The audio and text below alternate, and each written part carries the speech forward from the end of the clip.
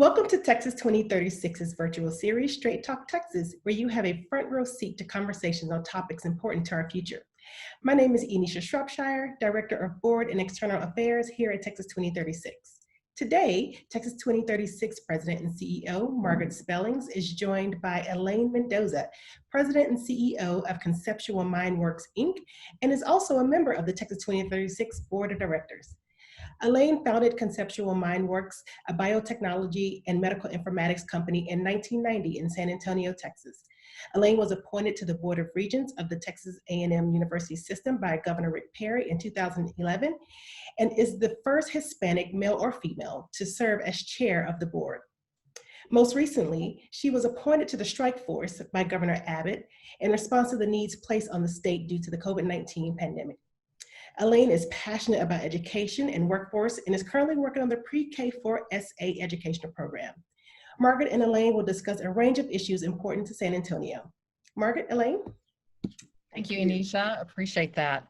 Elaine, welcome, and thank you for your appearance here with us today, but thank you most of all for all the public service that you do in so many realms. And if you're like me, I know you find it fascinating and a great way to give back and to learn a lot. And so I want to start with your own story and how you came to found your business, what it does, and how it then was a learning platform to your service in education and in the COVID aftermath. So start with your own story. Well, thank you. And thank you, Margaret, for asking me to join you today, and for your work on 2036, as well as all your past public service and the great difference you've made over your career. So it's been an honor to meet and work with you on this.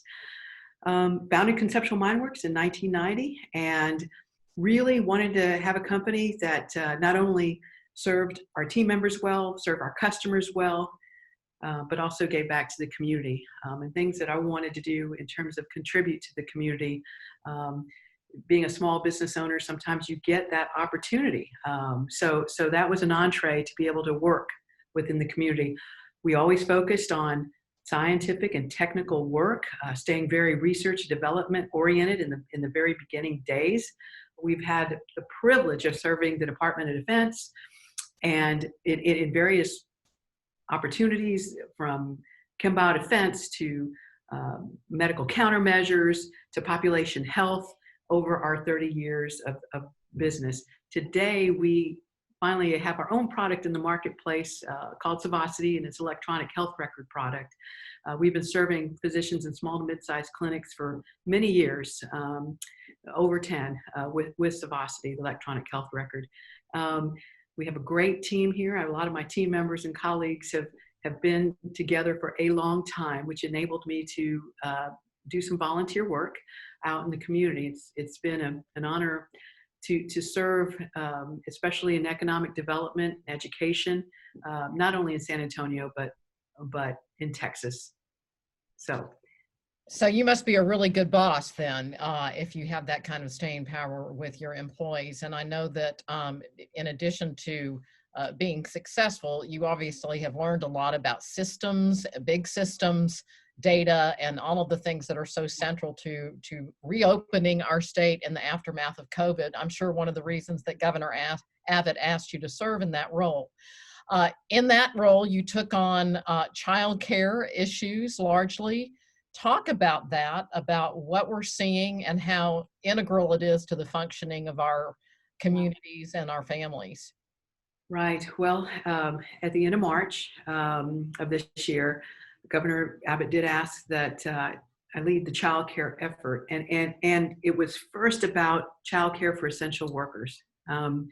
If you'll recall, back then, we were really starting to shut down, if you will, and communities all over Texas and the United States were pretty much, everybody was working from home or they were shut down. What do you do for essential workers who have to go to work with regards to childcare?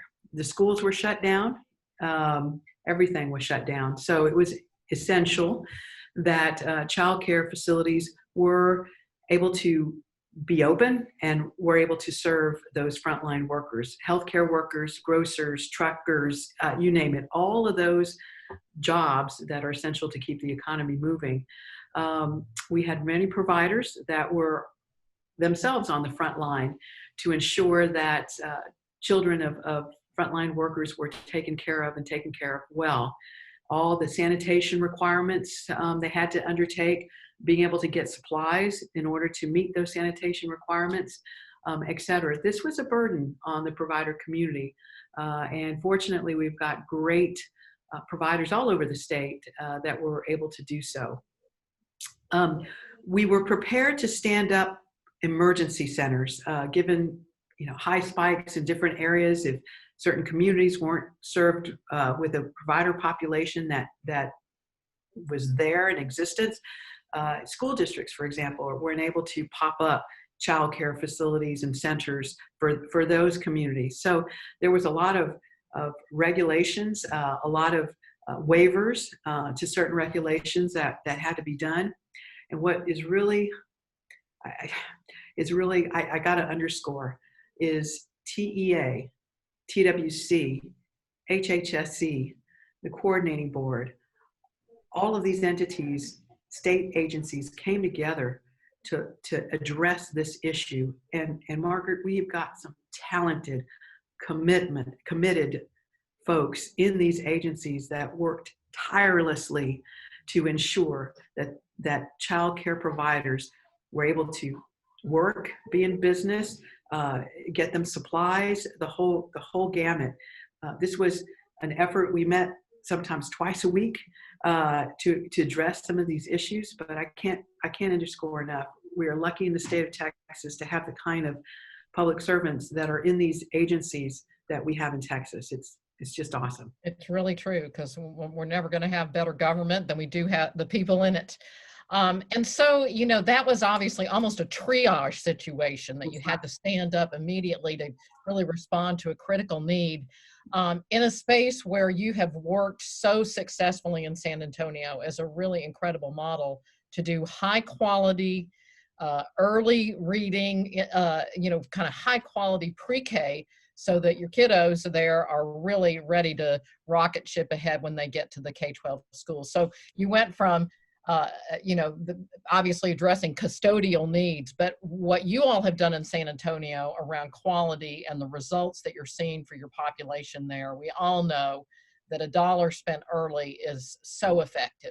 Talk about how you did that and how you garnered public support through a tax increase, essentially, for that sort of effort.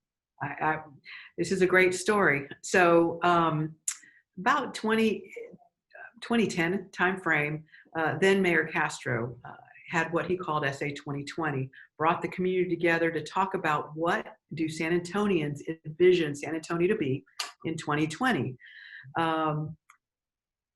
He had community efforts. Everybody kind of put on the white sheets, what are areas of concern? Where should we focus? It was broken up into different areas. But in the end, the citizens of San Antonio said the number one concern is education, the education of our young people for this next decade coming up. So then he put together what was called a Brain Power Task Force. And this Brain Power Task Force was tri-chaired. General Robles, who was at the time USAA CEO, Mr. Charles Butt, who is CEO, obviously, of HEB, and himself, Mayor Castro. I had the privilege of serving on the Brain Power Task Force, and our charge was, if we increase sales tax by the 1/8 of a cent, in this whole education continuum, where would we invest it? And what would be the expected results? What would we take to the voters for their consideration? And Margaret, we looked at everything. College persistence rates, the transition from 9th to 10th grade, middle school issues, the whole gamut. But it was very clear. The research is very clear that the investment in early childhood education drives so much progress towards the educational attainment and has the highest return on investment for a community. So, okay, we landed on early childhood. Then the debate started. Do we do 3-year-olds, 4-year-olds, 5-year-olds? Do we do 3, 4, 5? What do we do? Right. Given the eighth of a cent was going to yield projected at that time between $25 and $30 million. And truly, that's a lot of money. But educating 3, 4, and 5, it really spread it too thin. So we landed on 4-year-old education. So we went to the voters in 2012 to say, we are going to focus in on 4-year-old education. And we're not only going to have 500 4-year-olds in 4 centers across the city, north, south, west, and east, but we're also going to spread that educational experience throughout the community through parent engagement, through education, professional education or professional development, and through grants, enabling others besides pre-K for SA to invest in raising the bar for a 4-year-old education, pre-K education. So 8 years later, we've got results. We can demonstrate academic progress. We can demonstrate return on investment. For every $100, $156 is generated back to the community. We can show innovation. We have our great educators who have developed new curriculum in civic engagement. Our 4-year-olds participate in voting. We have an educational curriculum around outdoor education. And one of the things that was critical that we focused on was, as we develop new curriculum for high quality pre-K, that it can be replicated without a lot of dollars. So we didn't want our outdoor education curriculum to say, oh, first invest $1 million and then you can do this. No, it had to be any institution can embrace it. And we've done that. We've awarded millions of dollars in grants to parochial schools, private child care development centers, charter schools, et cetera, in order to raise the bar for all of our community in obviously high quality pre-K. It wouldn't be done without the partnership of our independent school districts that have joined us on this journey, and that we exchange back and forth, learning from them learning from us on how to do this. So it's been quite the journey. We're up for reauthorization in this November. We're going to be at the very bottom of the ballot, so we're hoping our citizens will work their way down and reauthorize pre-K for SA. We've got so much momentum, and we don't want to lose all that investment and continue forward. And you have quite a track record now. It should be, I hope it'll be a pretty easy sell. You know, some might say that you've done that from a self-interested position as the chairwoman of the Board of Regents of the Texas A&M University System, because obviously the more little proficient readers we have, the more college-ready students we have. And I want to talk to you about, you know, what you're seeing in higher education as the most critical needs, when we know that, and this is a big part of our Texas 2036 ethic, you know, most of the good jobs that we want to bring to our state and create in our state require at least 16 years of education, and we have just huge gaps, especially with our Latino and African American populations with that level of skill. So talk about what Texas A&M is doing around those issues to make sure that our state continues to thrive and be prosperous with a educated populace. Right. Well, you know, first of all, you know, the Texas A&M University System is completely awesome. We have 11 institutions, general academic institutions, and of course, a health science center and a law school. It is comprehensive and it is growing. We are privileged that we serve a lot of underserved communities, from, you know, rural areas like Canyon, Texas, and West Texas A&M, to Kingsville, and Texas A&M Kingsville, in Kingsville, and so on. So we have a great, robust system, mostly serving the underserved in rural areas. There's no doubt the linkage between early childhood education and educational attainment, successful educational attainment, you can't decouple them. As a matter of fact, I had a real privilege of serving on a task force, a national commission on increasing the number of women and minorities in science, engineering, and technology back in 1999 and 2000. And while we were charged with making sure that college goers go into these kind of careers, it was very clear we had to look at high school. And then it was very clear you had to look at middle school curriculum, because you can't, if you don't take algebra 2 by the 8th grade, you start to fall behind. Then it was very clear we had to look at elementary school, because already in 5th grade, our students don't like math because it's too hard. And it was very clear, in order to not fall behind in elementary school, you had to go to pre-K. So this continuum cannot be decoupled. There's no way to separate it and say, you know, if they don't do good in elementary school, we'll get them later. That's not true. This is robust. So at the A&M system, one of the things that we know for a fact is the most cost-effective way to graduate a student out of one of our institutions is to ensure that they come in prepared. No doubt about it. And then we have to do our work, good advising, making sure that they can get the courses they need in a timely fashion so we can shrink time and degree. So all of that needs to be done. But the preparation of our students coming in is quite important. Well, we at the A&M system produce the most teachers in the state through our colleges of education. We're number one. We also are the number one in math, science, and bilingual educators in the state. That's huge. That's great, something to celebrate, but it's a huge responsibility. We're responsible for teachers, the most critical job there ever is.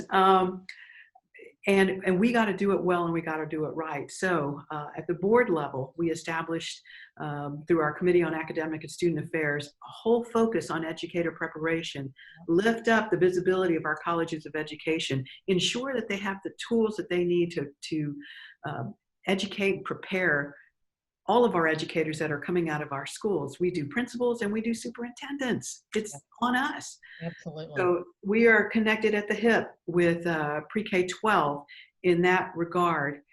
You know, there's not a lot of money for research in human child development and brain development and all that good stuff. So we've asked our colleges of education to come together and apply for grants.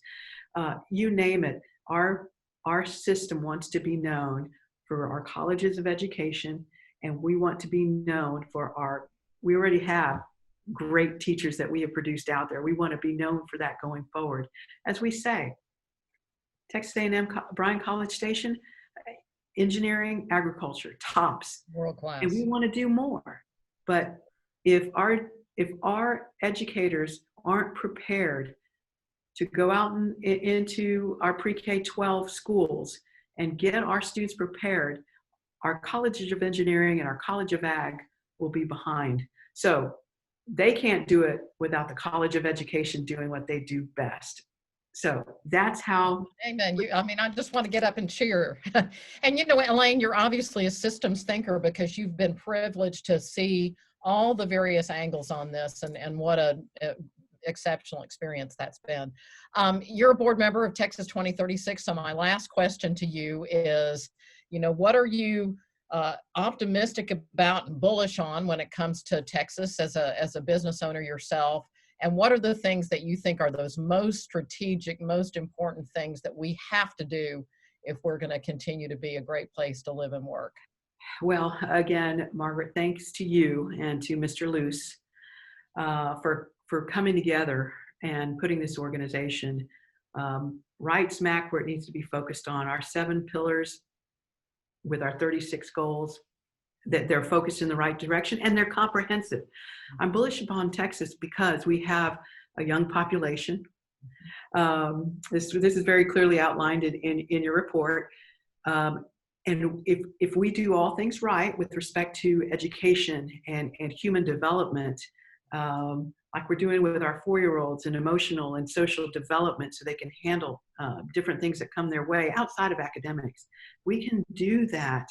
We have the opportunity to, grow tremendously, economically, prosperity, you name it. but we have to do it well and right. I'm bullish about that. We are definitely the land of opportunity. Our young folks are getting poached from outside states that don't have the gold mine that we have in terms of young minds. And so that's the other thing the A&M system is doing. We're investing more in scholarships so we can keep our best and brightest here. We have outlined, I think, several things in the report. It's amazing. Health and education and workforce, you can't separate those either. Yeah. Access to healthcare, and it shows. The higher you go in your educational attainment, the healthier you tend to be, regardless of financial means. That's just the way it is. Health and education go together. I think you've looked at and outlined our 7 pillars so comprehensively to where we end up with government performance. How are our leaders taking us forward? How are our agendas and our priorities being enacted at the government level? So I think we're looking at all the right things. But mostly, I really love some of this commitment to facts over ideology, action over accusation, and solutions over stalemates. I mean, I love that line. Okay, I'm going to steal that, Elaine. That's not it. That's from you. That's from y'all. I love it. I love it. That's exactly where we need to be. Yeah.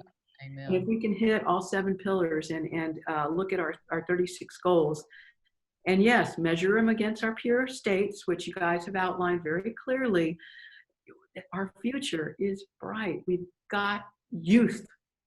We've got various industries. We don't just do one thing. We do a lot of great things.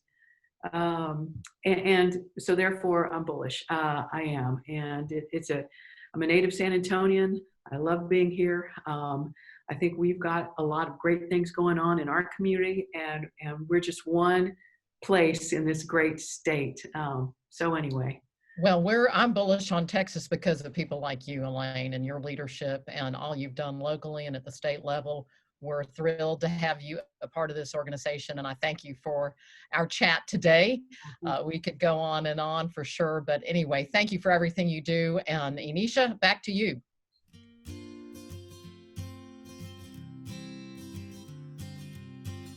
Thank you all for watching Straight Talk Texas. If you have questions and feedback, we want to hear from you. Email us at straighttalk@texas2036.org and follow us on social media and sign up to receive our emails.